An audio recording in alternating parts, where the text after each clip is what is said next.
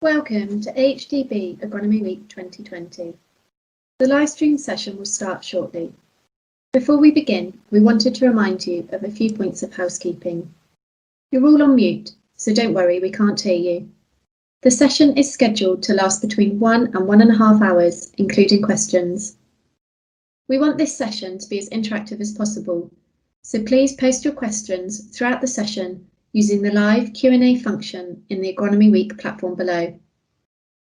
We're recording this session, so if you miss anything or would like to watch it again, it will be available on the AHDB YouTube channel and AHDB website.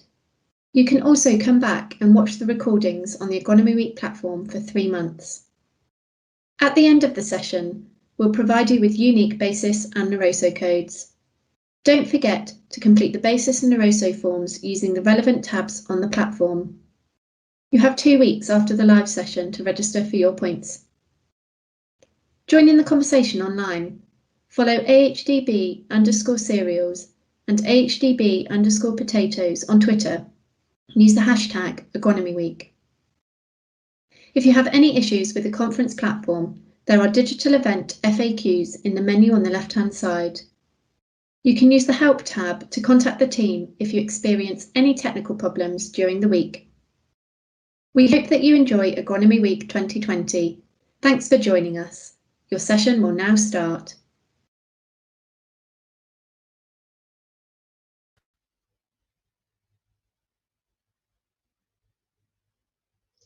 Good morning.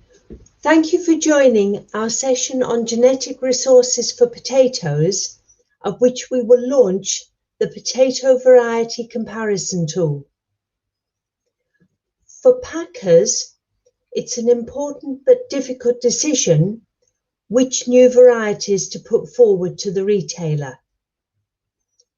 For growers, it's an important but difficult decision knowing what to plant in which field.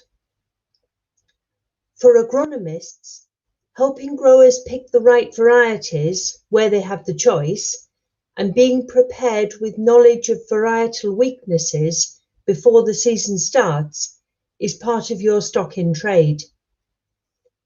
Many decisions have to be made about how best to use the genetic resources available. The tools presented today help clarify and make more accessible that information. The original idea came from the AHDB Potato Strategy Director, Rob Clayton. He said he could imagine a tool which showed how much of British potato production comes from varieties with different levels of resistance to various pests and diseases.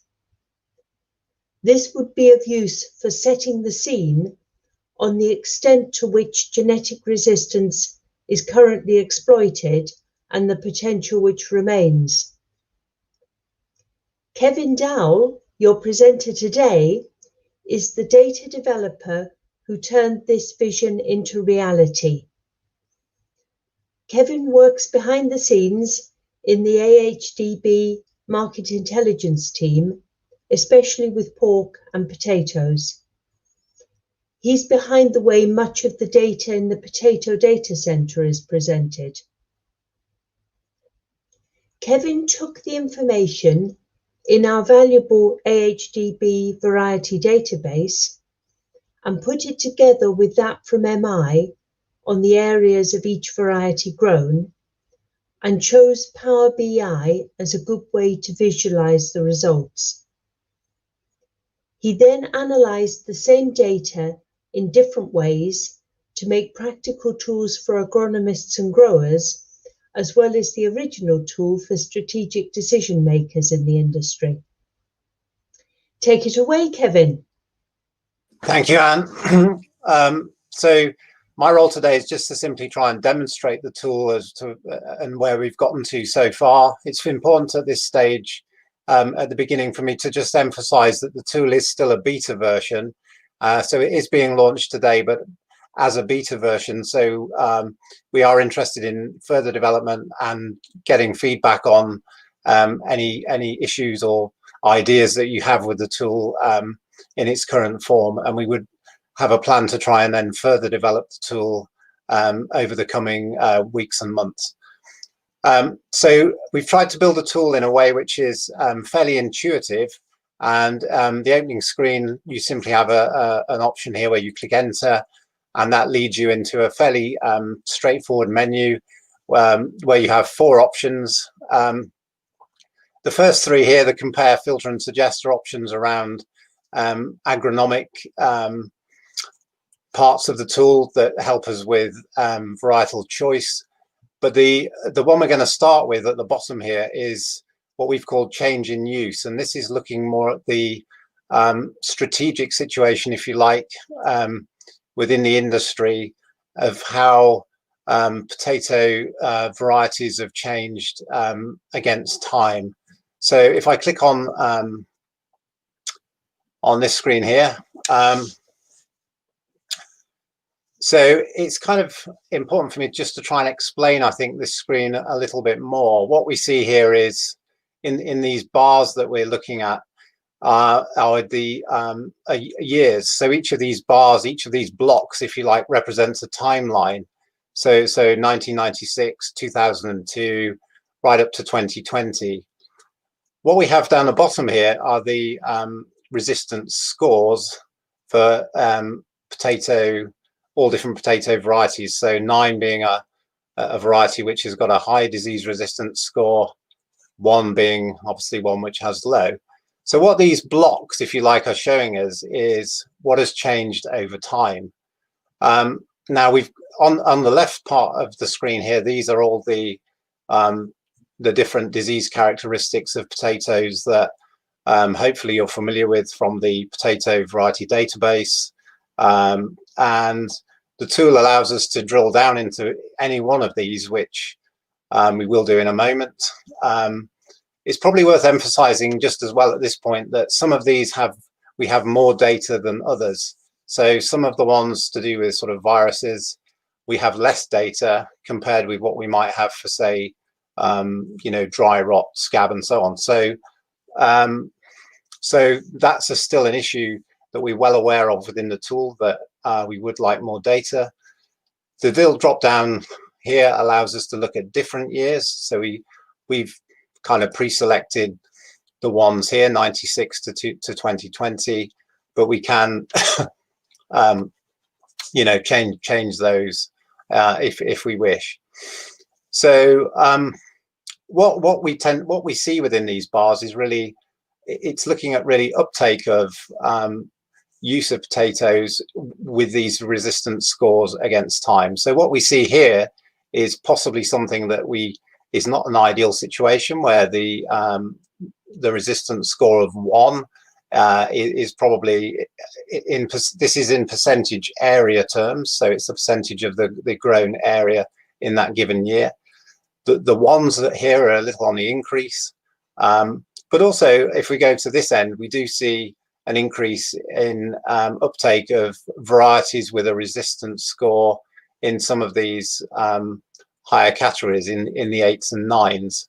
So a bit of a mixed picture here, where we see some reduction in the sort of the 2s and 3s, some increases in this area, which I guess is a positive thing if we're looking to try and get to grow more disease resistant varieties. But also we do see a sort of an increase at this end, which is slightly more concerning. But what this kind of sort of indicates to some extent as well, and I think this is an important point to make at this point, is that obviously, and this will be well known, is that disease resistance scores are not the only factor, obviously, that are affecting varietal choice. So I'm going to now just move on to look at an example here. If we look at how the tool works, so if we drill down into one particular disease resistance characteristic, we can see here where we're looking now at PCN pallida. We've got the same thing with the patterns of years, and we see here a something of a reduction in the varieties that have got a resistance score of 2, and we do see a little bit maybe of an increase in use of varieties at this end here, where their resistance scores are a bit higher. I guess what we as an industry would probably like to see is some of the bars at this end of the chart, if you like, being a bit more showing a bit more of an uptake. So it's clear that the uptake in the industry is not possibly where we might hope it would be. Sorry, I'm just fiddling a little here with my technology. If we look at another example now, which is PTN rostockiensis, it's quite interesting here that we see a different picture. We see two kind of distinct peaks, if you like, or blocks. And it's kind of interesting that these sort of patterns of data kind of help us with understanding really of what's going on. And here we see a sort of fairly marked drop in use of varieties with resistance levels 2 to rostockiensis. So they're coming down. And the 9s we see kind of a bit of an increase here and then a bit falling back, but we see an increase here in the 8s and the 7s. So so the situation here is probably you know, in one sense better than in the previous example. And sorry, I'm just going to apologies for the little break here. I'm just trying to move my other screen on. So if we look at what's going on here, this little drop down here allows us to examine each of these resistance score breakdowns in more detail. So if I was interested in looking at what's happened here in this change that's going on from 1996 to 2020, I can select the two characteristic to go and have a look at. I can click the arrow here, and we get this sort of screen, which may look a bit strange initially, but what this is kind of showing us is the breakdown of the actual potato varieties that form part of those bars that we've just looked at. And what's kind of interesting, I think, in this is that you see from this pattern something about the decline. So if the tool allows us to sort of hover over and look at the what these varieties are. So, for example, there we're seeing Estimer, Pentland, Dell as being a couple of varieties that probably were grown quite a bit more in the 1996. And where they're going down is, you know, you see that they may have changed and declined in popularity. Where you see these ones at the other side, where they maybe come up, you're seeing varieties that are perhaps on the increase a little bit. So I think what's interesting about this is it's clear that varieties that were grown in the past have changed, and that's kind of an interesting thing that we can look at. If we go back here and we can then look at, say, the 9s, what we'll see here is a different pattern. And I think what you're seeing here in this top bar is that Maris Piper has been quite a consistent variety. We know that's a big area that's grown. But we see in some of these other varieties, again, ones where they've, you can follow the sort of the line going down, where they've become slightly less popular. And you see on this side patterns of ones that, you know, are coming up, such as Marquise and Melody, where they've where their usage has kind of increased.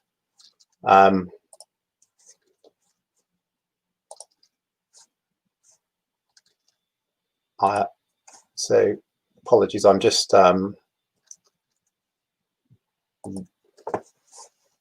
moving on with my slides on the other screen. So we'll take one more example here now. We'll look at late blight on foliage. And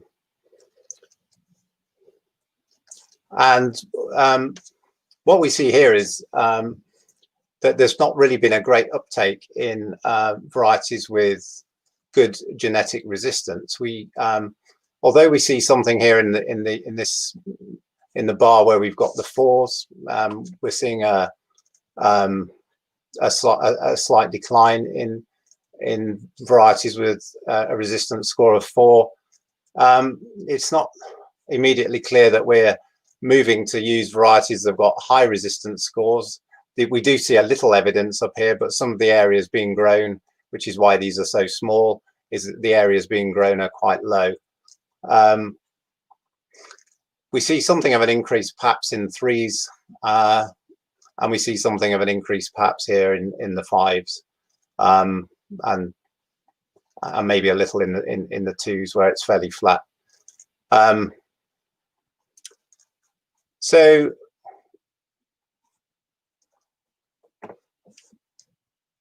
that's a brief outline of what this part of the tool looks at. It's the sort of strategic change over time against the resistance scores. I'm now going to try and flick to a slide here. I'm hoping that that's worked. And we're going to invite any questions on this part of the tool in a moment, but I'm just going to try and summarize. So some of the key points that we've got in this part of the tool, it's very clear when you look at it that varieties grown in 1996 are quite different to what we grow in 2020. And I guess one of the questions you could ask is, well, why is that? And that statement might seem kind of very obvious to people in the industry, and I guess it is obvious if you know it. But if you don't know it, then this sort of data helps us to look at that and to explain it. And the data is kind of just something that, you know, data kind of explains what happens in real life. So I guess people know that varietal change has happened. The question is, why? You know, why is that? Based on the data too, I think what we would also expect is that if you were to try and project forward to 2040, things would look very different again. We don't see that data being just like straight lines where, you know, the varietal use does not change, it's very consistent. We see that it goes down and new varieties come in, and we would expect that based on the data that we've got for that to continue. The question is going to be, how is it going to change? How is it going to look different? And maybe the question is, what's going to influence that? Is that going to be the consumer? Is it going to be the sort of the supermarkets? Is it going to be the potato industry in general? Our growers are going to have some kind of influence over that, with the loss of some of the chemical uses, the loss of actives. And I think where things like this tool can help us is that the data that we collect can help us to provide the evidence of what's happened in the past and what is happening now and what might happen in the future.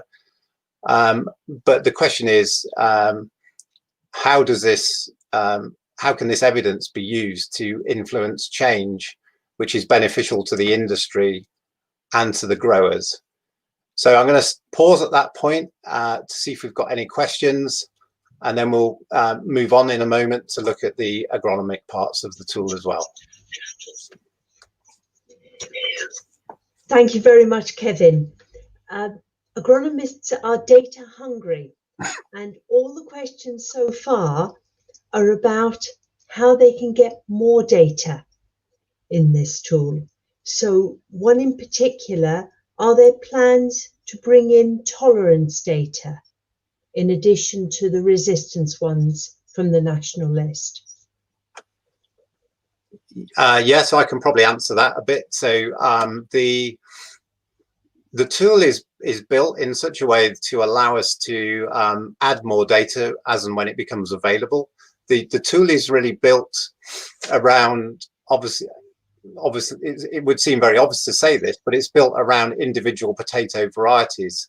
So what I'm trying to say there is, if you've got any data that relates to a potato variety, whether that's to do with tolerance, whether that's to do with things like determinacy or dormancy, which we're going to look at in a minute, that sort of data can be built into the tool. So, and I think as we would be very keen to try and add additional data to this tool to try and make it as complete as possible. One of the aims of the tool, I think, is for it to be a tool of convenience. So the more data we can bring together in one place, the more that makes it a tool of convenience, I guess. And that's definitely an objective. Yes.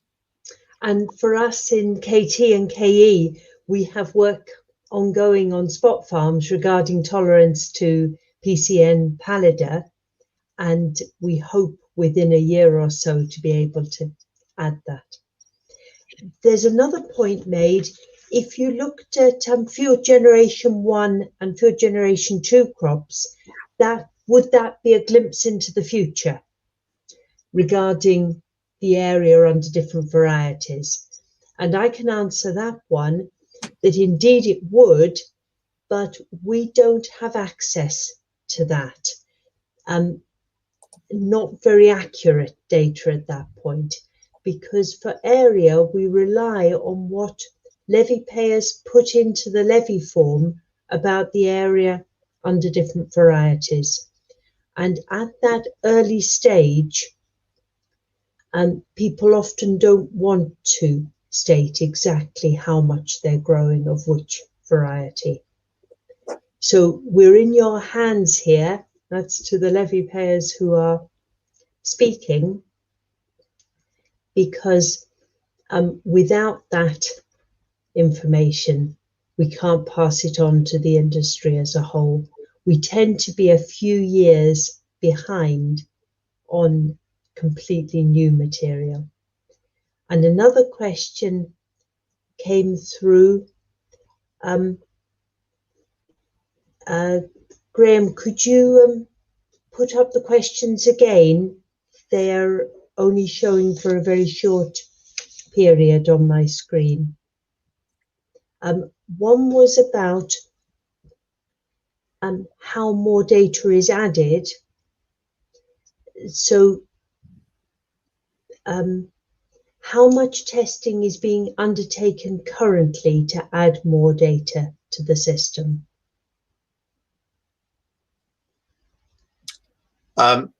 So, I mean, I can comment on how data is added, and I think I've already sort of touched on that, in the sense that if we have a data set which has got a list of the potato varieties and then some kind of data that goes with that in that kind of order, it's very easy for us to add that as another block of data, and that can be then another element of the tool, or it can help to maybe even describe in more detail the elements that already exist. So adding data, as long as it's in the format where we've got where the potato variety is at the heart of it, if you like, is very straightforward for us to do. We can build in new data sets, we can enhance existing data sets, and from that the tool can be developed. So from a technical point of view of how we do that's kind of fairly straightforward. I think maybe the wider question on this is what sort of data and things are being, are in the pipeline, and I might defer to Anne to maybe to talk a little more about that if possible. Well, whenever a variety is put forward for the national list, it goes through 2 years of testing at SASA, and we are automatically fed that information. We gain it from the variety database, and that's added routinely. And it's been pointed out that the FG1 and 2 information is available in the seed register, and so we could include that. And that does give us a bit of forward-looking information as to what is coming along. So at that point, I think we really need to see the next tools, the ones that the agronomist would use day to day. Yep. So I will, so I'm going to go back to, I'm just going to start back at this screen again, because we're just going to look at one more example, which was late blight on tubers. And one of the reasons for just simply picking this example was just to re-emphasize that the resistance score, again, as we already said, isn't the only factor affecting choice of potatoes, and that's I think well known. We're looking at things like yield and so on, and also in here what we have to bear in mind is we're looking at one characteristic at this point, and we're looking at what's happened with varieties against that single characteristic over time. And in this particular case with late blight, we're seeing here we see some varieties where there's been quite an increase in the use of varieties in the lower resistance score categories, and we can look very briefly at one of the examples for it that we see in the twos, and you can see again this sort of pattern of where these things are coming in. We see some examples here of things like Royal and Lenormand and Brook, where they've perhaps increased in usage. But and this leads us nicely into looking at the other elements of the tool rather than the change in use. So the change in use is looking at the bigger picture, if you like. The other three elements of the tool here now that we're going to look at, these are more designed to help the agronomist or the grower or the farmer or whatever to look at and compare individual varieties. So we've got three different ways that we can do that here, and this has been based on feedback that we've had during the development of where we've gotten to with the tool so far. One of the elements of feedback was that we needed to have an option where we can just simply compare varieties. We know that lots of growers are kind of tied into contracts that they can only grow certain varieties, so they may be interested in just simply comparing some varieties that they know about, and they just want to look at the differences in the resistance characteristics. So we've pre-selected some varieties in here based on the late blight on tuber thing that we just looked at before, to maybe look at some of those ones that have increased in usage, just to see to see what's going on there in terms of slightly bigger picture. So this element of the tool just simply allows you to pretty much do what it says. You just go in here, there's a whole list of varieties, you tick the ones you're interested in, and you simply click go. So we've tried to make that as simple as you possibly can. And when you go from there, you get to this screen, and what you're seeing on here is a direct comparison of the varieties that you've picked. And so for each variety, you have the bars here represent its own disease resistance score, and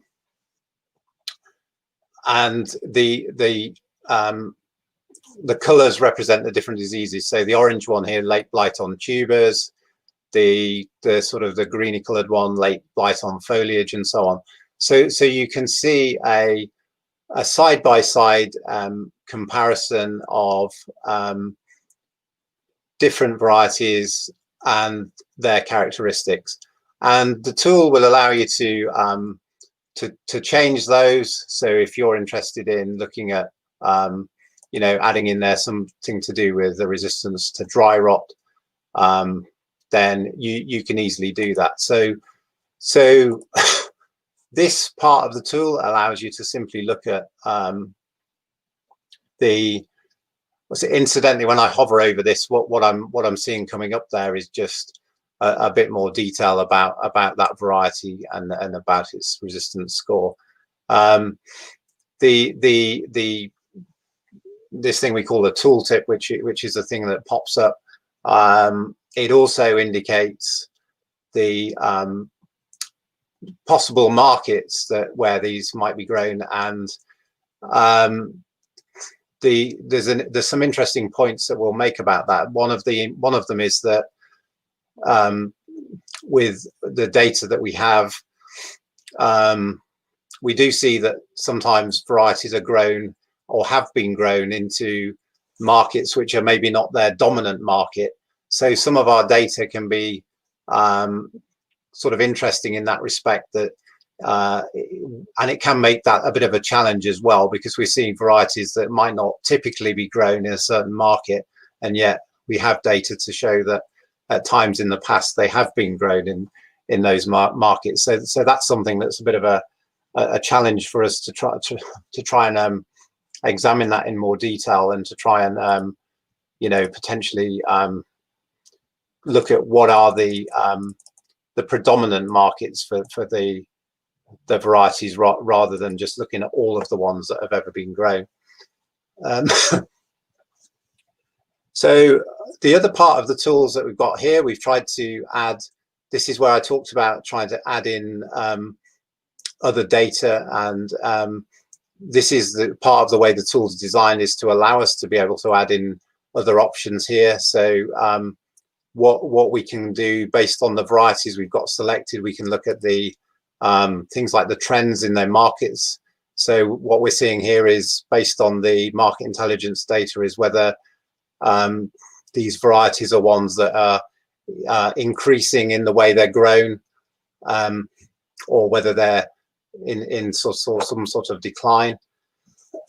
We've added options here, and again, this is based on additional data that's become available to do with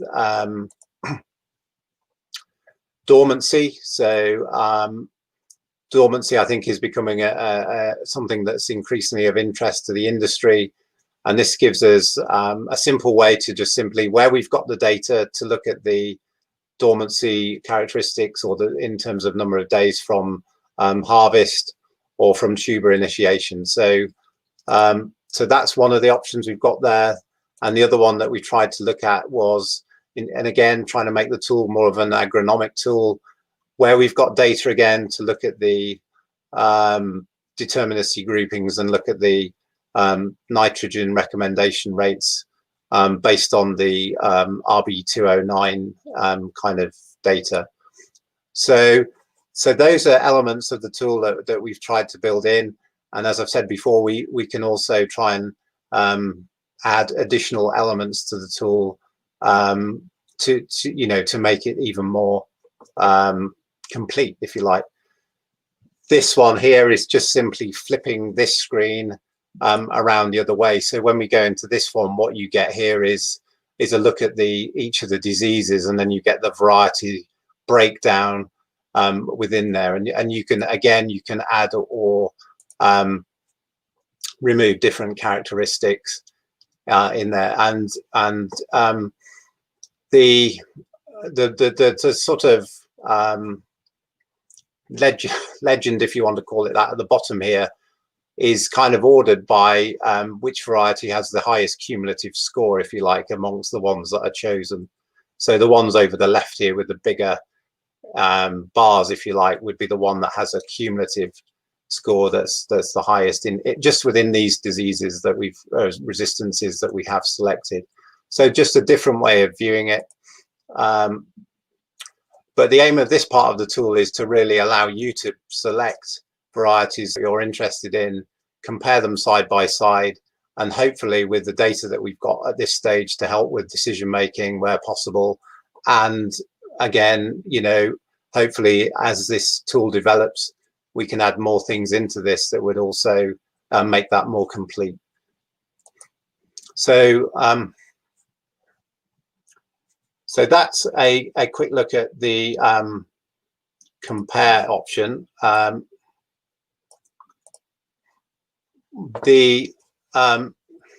I'm going to show you next is what we've called the filter option. And what this is for is to allow you to drill down a bit more into by selecting possible varieties based on characteristics or traits. So what you can do here is you can simply pick, using these kind of filters, market sectors that you might be interested in, the things like the skin color, the shape, whether it's salad potatoes, the kind of maturity and flesh color and so on. And what this part of the tool here does, this filter section here, it will filter this list down into a much smaller list of varieties that match those criteria. So you can see here that we're now faced with just, I don't know, about 10 varieties or so, compared with the big list that we saw on the previous screen. So you're drilling down to look at things that you're really interested in. And then the next part of the tool really is more or less doing the same kind of thing. It's just, so this is the same sort of thing, just with a different start point and a different approach to how we examine the data. But once we're into it, we are then into comparing the varieties in the same way that we looked at on the previous one. We're just looking at the resistances, their relative scores, and we're looking at them side by side. And again, you've got the options here to go into the trends, the determinacy and the dormancy. So same kind of thing, different approach. And then the final option here is the suggest part of the tool. Now, this has been probably the part of the tool that's been the most challenging in some ways to try and include. And this was based on some feedback we had, which was, well, if we know a particular variety that we're interested in, can the tool suggest alternatives that would be similar? And so we've made an attempt at this, but we are aware that there is probably some a bit more work to do on this. One of the challenges has been to do with the market information. I talked a little about that before, that we have some varieties that are recorded in markets that are not their dominant markets, and it's been trying to understand how we clean the data to get exact matches so that the suggestions make more sense. So at the moment, our suggestions are simply based on the key traits. So you'll see here that probably some of these are not grown in the same markets, but it should be showing us that varieties that have similar traits. And if we hover over here, we see some of the details that are being used in the matching. So the skin color, the flesh color, whether it can be grown organically, the maturity level, and so on. And these varieties that are shown should match the same criteria, and that's why they've appeared as suggestions. We are still aware that this part of the tool is one that's probably does need some more work, but that's the objective of it, is to try and get the tool to make suggestions of varieties with similar traits. And if we can clean the market data, we hope to build that as part of this as well. So those are the three kind of options that we have. And I think what's probably interesting to say as well in there is that you can obviously pick and mix between these as well. So you could look in here at suggesting a variety, and then you could go back and just simply compare one or two of the suggestions rather than just accepting all of them. So so we've tried to make this as flexible as we can, and I think this screen here in particular does provide a lot of flexibility in how it can work. And one of the other things you can do with this screen, I won't do that at the moment because I don't want to mess up the scenario you've got. But if you pick one particular variety in here, these traits will change to show you what the markets and things are for that one particular variety. So you can sort of drive it in slightly different ways as well. So at this point, we're going to take another pause. I'm going to just bring up another slide here. And just sort of try and summarize what we've just looked at with the what we've called the agronomy tools. So the tools that are really aimed at trying to help make with decision making rather than looking at the strategic choices or strategic things that have happened, if you like. So as we've just said, we've got three options. One is comparing selected varieties where you've got really no choice. You're just you know that you grow these three varieties, but you might be interested to examine what's going on with the trends, what's going on with the dormancy and the determinacy data, and that part will allow you to do that, as well as obviously comparing the resistance scores. The the second option, which we've called filter, is allowing you to compare using traits and markets in order to drill down the list. And the third part of the tool is the suggest varieties, where it's trying to pick varieties that have got matches on the same kind of traits. And obviously we mentioned as well the sort of the pick and mix option, where you can maybe run the suggest part of the tool and then go and compare ones that you might be interested in. And I think, as we've already talked about this as well, that we're hoping that the tool can be further developed to include, you know, more data, anything that's really based around the potato, if you like. So we'll pause there for some more questions, and then we might have a look at one more kind of scenario before we finish. Thank you, Kevin. There are lots of questions. Okay. How do I look at data for a single variety? Yeah, so you can do that. So so when I said, when we went into the compare option, if I just maybe go back here and share this screen, I'll put that back on full screen. When we went into here to do the compare, you can reset this. I think I can do that now. I've been through it. So and what that will do is it will allow you to just pick one variety. You can click go, and you get the details for that one variety. And you could, if you're just interested in that one variety, you could select all of the different characteristics and look at them in that way. Or you can filter down to look at, you know, various ones that you're interested in. So you can, yeah, you don't have to compare. You can just look at the details for one single variety. Thanks.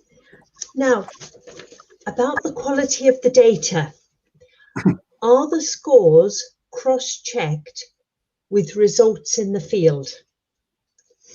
And I think I'd better answer that one, because it's horribly expensive to check everything in the field under different seasons, different parts of the country.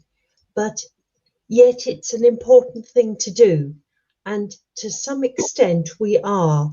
So you'll hear tomorrow evening, 5 to 6:30, about our results on late blight. And these were tested for a number of varieties in the field at the Eurofins site in Derbyshire, where they were exposed to a severe challenge. And if you join us then, you'll get all the details, but I could perhaps cheat in advance and say that basically those scores really did reflect what happened in the field.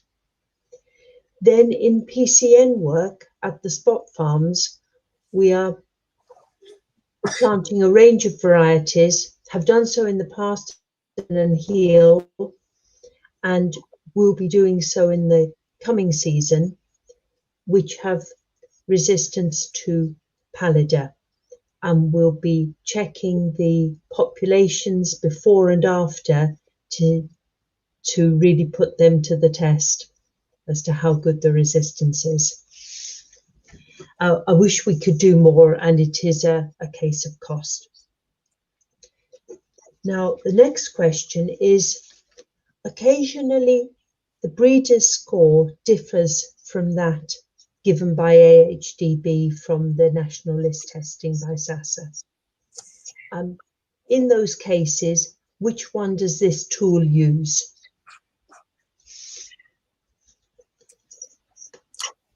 So this tool is really just using the data from the independent variety trials. So this is exactly what's on the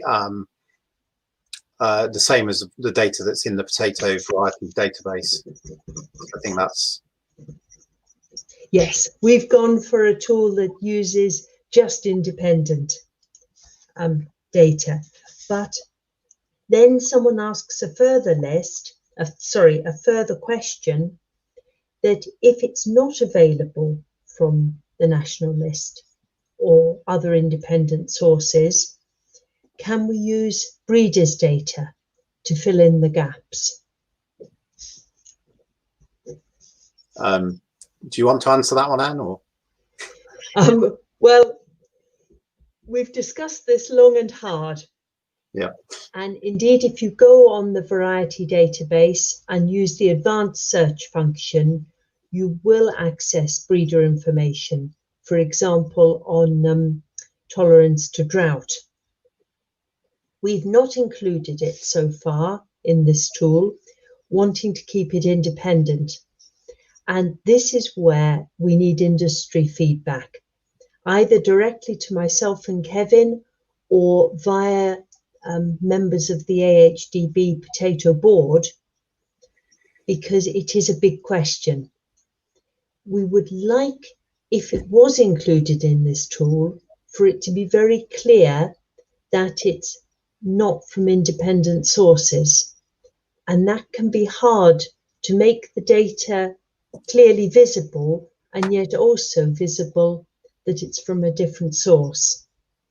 So this is one of the many cases where it depends on what the industry would find most useful, and we need the feedback. Now, there are other questions.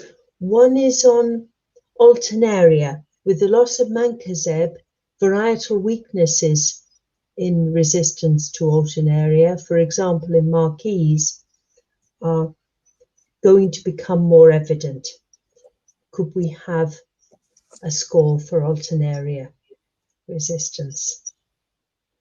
And I think I should answer that again, because the difficulty is reliable means of testing for such resistance. So it has been looked at, and so far there isn't an economically viable, reliable way of doing it. Again, if that's going to be important, we need to know.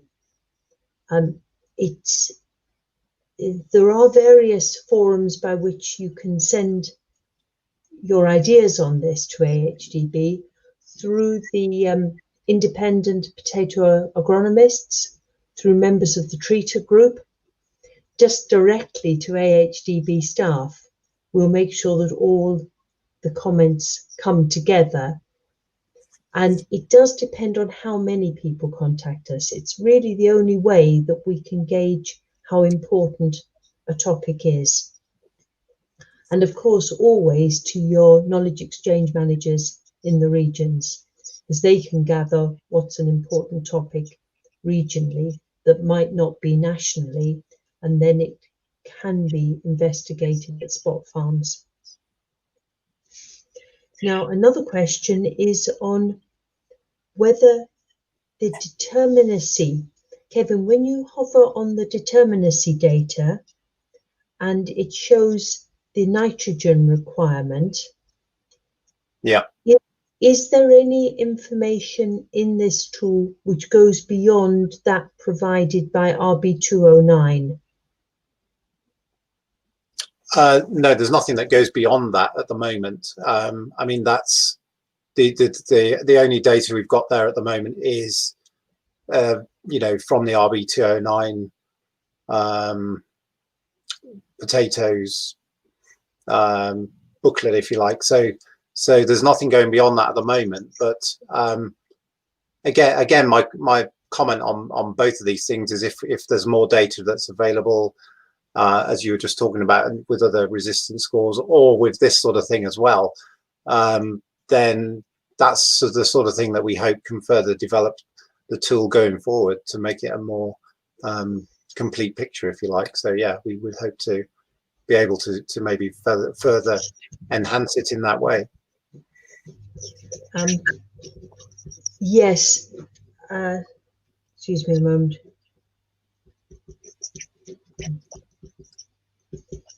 Just jotting down a question that came through. Yes, the reason for including that information from RB209 is for convenience, so that when looking at potentially growing a variety, an agronomist can quickly check on what the nitrogen requirement would be. It's not to add anything extra.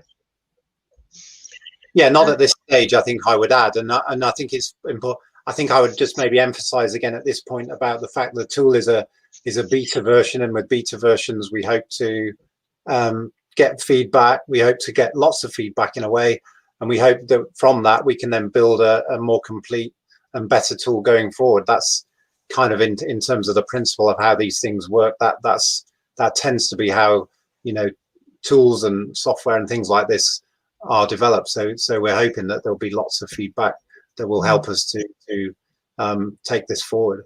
Yeah. And someone who's just commented that the compare aspect of the tool would be a good one for summarizing strengths and weaknesses of a variety prior to making decisions. Yeah. Now there's another question on its way. We have a number of varieties in 4 blight field trials. Now I've missed the rest of the question there and can't see it. I think what we'd better do, if you could, Kevin, is to carry on and use the next scenario. Yeah. And then we'll get that question up again. And I'll give it to you afterwards, after you've shown us the next scenario of how the tool could be used. Okay. Yeah.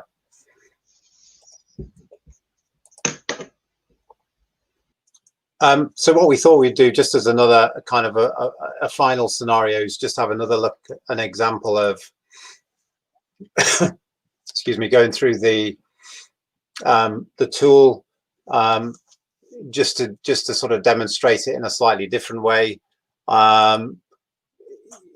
So we're going to this is a scenario that actually Anne gave us, where the scenario is you grow Premier for the French fry market, selling straight from the field, and you know that Shepherdie, Moraine and Accord are possible alternatives, and you want to compare them. So we're just going to have a quick look at that kind of scenario. So we've got Accord.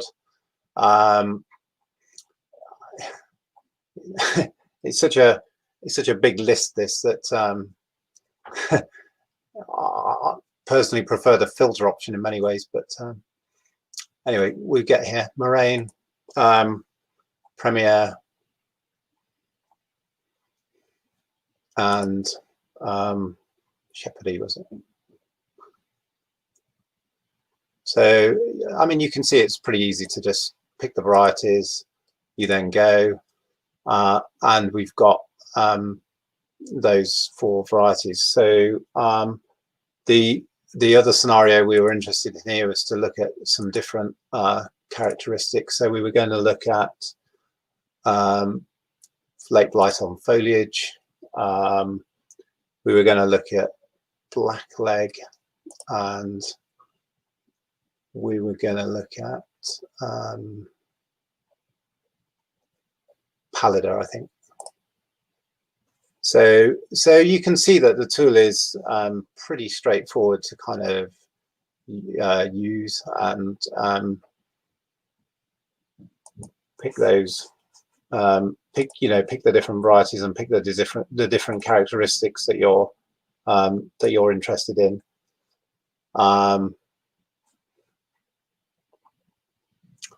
And you quickly get a picture of so for example, Shepherdy's got this quite high score in terms of its resistance to blackleg, perhaps compared with the others, whereas you've got sort of Moraine with a higher score for late blight on foliage. Again, just to just purely for illustration, we can flick that round the other way, and you can see very quickly here, because we've got this sort of bar at the bottom which shows us which of these has got the highest cumulative score for the things that we're interested in here. Incidentally, just hovering over there gives us a bit more detail where we've got it about the actual disease. So this is one of the other characteristics of the tool, is that it's trying to bring in a more complete, convenient way of looking at explanations as well, and more information about the different disease characteristics as well as the varieties and so on. So yeah, the fact this is the sort of the biggest bar, if you like, is showing us that for those diseases or resistant scores that we picked, that their Shepherdy has got the highest cumulative there. One of the words of sort of caution, I guess, on that is that there is some debate as to whether adding these together is necessarily the right way to do it. The different scores may not reflect, may not make so much sense just to simply add them together. But I think it's a useful guide to know which one, from this has got the highest total score in relation to the things that you've picked. So, and then finally, again, we've got sorry, I'm just clicking down on my other note here to look at yeah, so again, we can look at the determinacy characteristics, just again to show that as another example, and yeah, the relative trends and so on. So we just wanted to put this in there as just another scenario, just to try and demonstrate the tool again in a slightly different way, but just to show that it's it's hopefully pretty easy to use, and you can simply pick the varieties that you're interested in, and off you go. So that's really the kind of the end of the demonstration part, I think, really. I'm just going to now come out of there and just sort of try and summarize overall what we've been talking about. So some of the key points are that the tools, they represent a way of comparing varieties in different ways. We've seen that we're able to blend data from different sources, and that allows us to hopefully gain a bit more insight. And we keep talking about the word convenience, and I think that's an important part. It's probably important to say that the tool is not trying to outcompete other things. We're not trying to outcompete the variety database, but what we're trying to do is complement these things that in data that's coming in from other sources as well. So those things are still really important. We've talked about this a lot. We have the potential to build in more data, and we are, as I keep saying, interested in further ideas and development. And one of the criticisms we had in earlier versions of this, when we were talking to a pilot group, was that, well, one of the big criticisms, well, the grower doesn't have much choice in this, the market dictates. But one of the good things that we got in terms of feedback was, but there is maybe a choice of where you grow the varieties, which fields, and there are agronomic decisions that have to be made. And perhaps some of the growers do have choices, maybe not all have choices, but maybe some do. And perhaps there's also things in these tools that can help us to think about how the industry might change in the future and how we can influence that, and how we can, maybe as growers or agronomists or even AHDB, we can help to influence those things in the future. So so there's some of the key points, and I think the final thing I'm going to end on was just simply this, which was we hope that this tool has demonstrated something about how we can use data and how that data can help us to understand things and to help us to understand the choices. And hopefully as well within this, there might be something that can help us to kind of influence by being able to compare things, or by being able to look at things that have happened in the past and how they might change in the future. That kind of thing can hopefully help us to influence things as well. And yes, above all, data allows us to examine the evidence, and from that evidence we can see what patterns and what's happened, and hopefully that helps us also to consider what might happen in the future. So I think that's really the as far as we wanted to go today with the demonstration of the tool, and I think we'll now take any kind of final questions or further ideas would be welcome. Thank you. Thanks again, Kevin. Yes, there's a question here.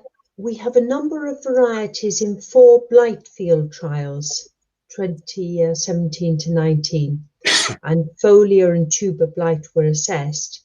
The genotypes present are known. Do you want such data to include in the variety comparison tool?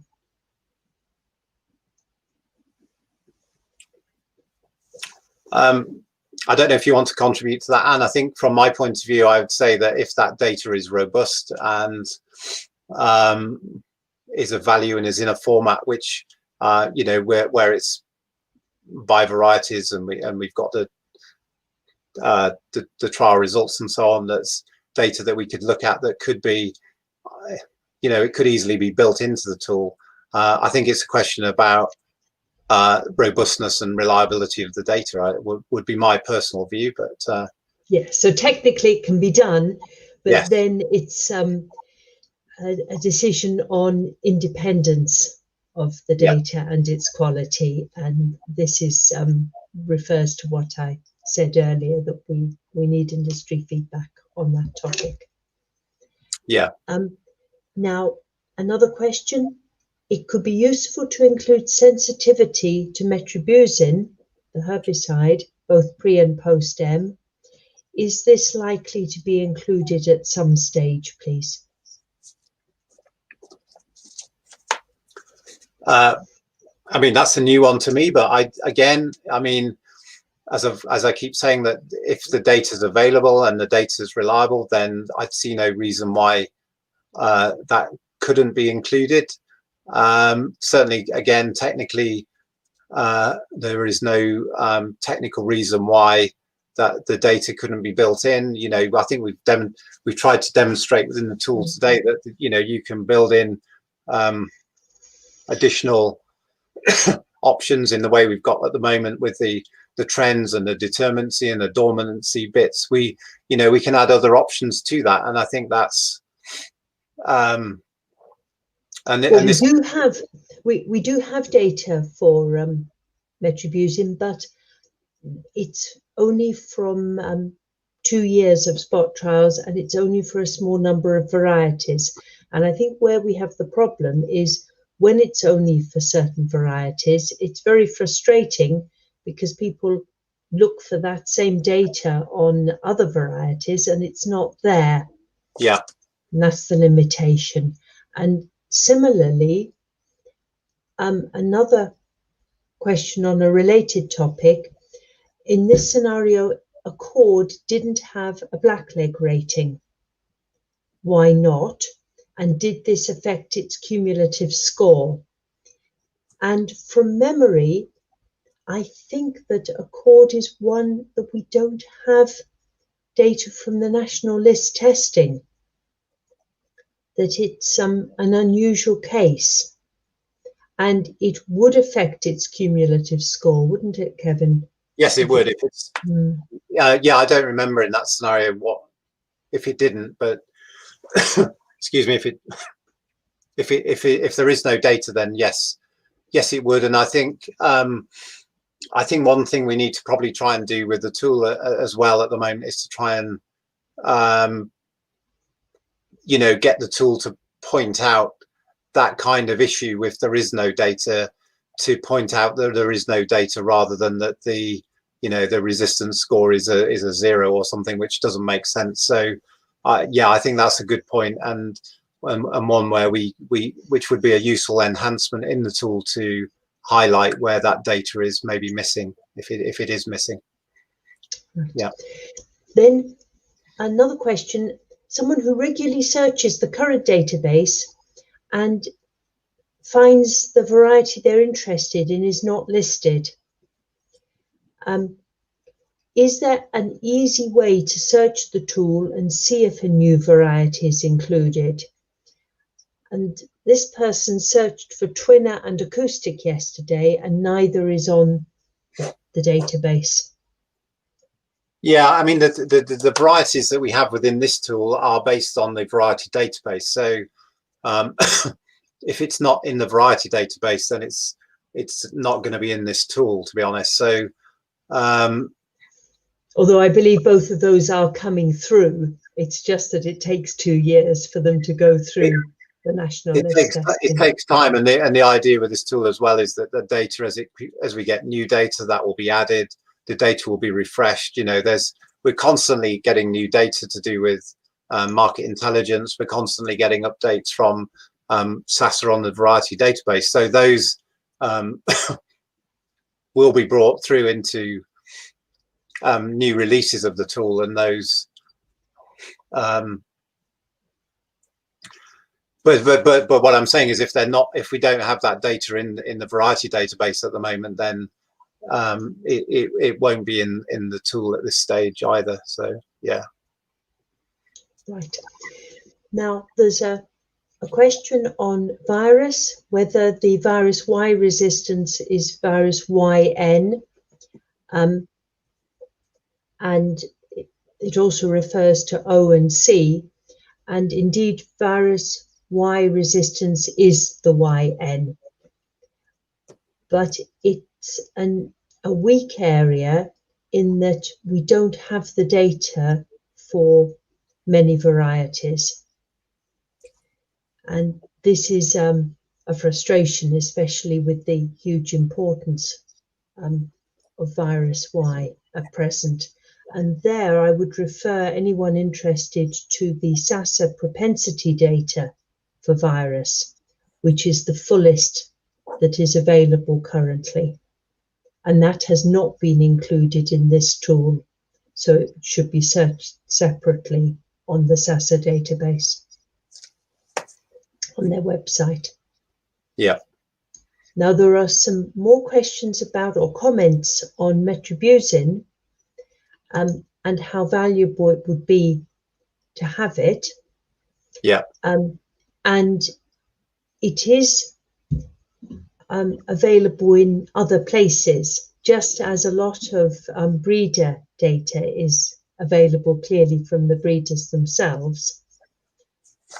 But the point made is that it would be convenient to have it on this tool.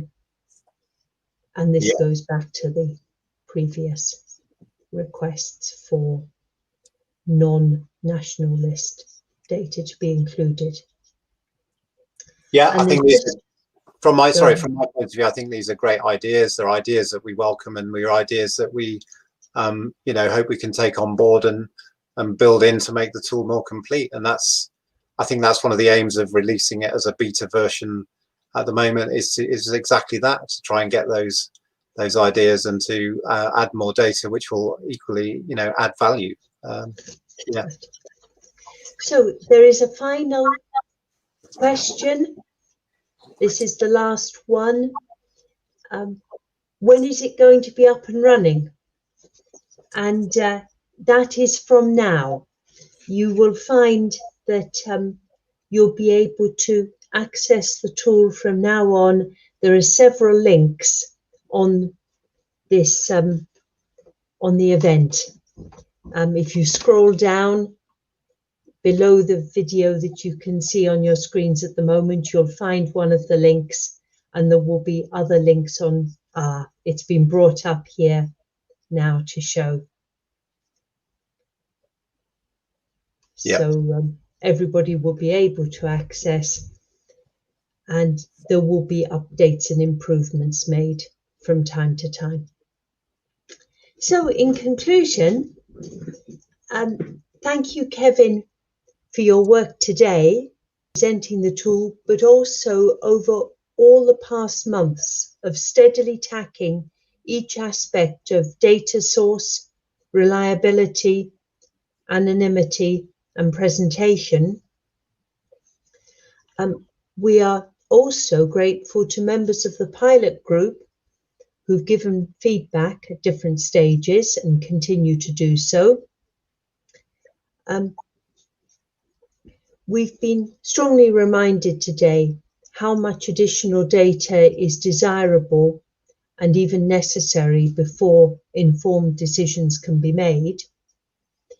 I'm aware of breeders who've submitted new varieties, still coded, to AFA this month, which will be tested by SASA to enter the national list. And all those results will be added to this as soon as they become available.